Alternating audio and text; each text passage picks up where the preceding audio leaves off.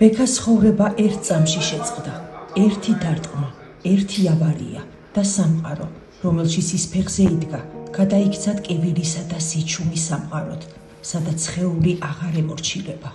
დღეს ის ეტოლს არის მიჯაჭვული, კუნთები თითქოს მუდმივ სპაზმში ცხოვრობს, ხოლო სხეულში არის ტკივილი, რომლის იგნორირება შეუძლებელია. და მაინც ბექა ეჭიდება ოცნებას, ისეთ მარტივსა და ნათელს, ოჯახი, შვილები, ჩოხიდან მომდინარე მისი უძველესი გვარის გაგრძელება. მაგრამ ბრძოლის გასაგრძელებლად მას სჭირდება რეაბილიტაცია, თითქმის $7,000 ღირებულებით, თანხა, რომელიც მისი ოჯახისთვის დაუცრებელია.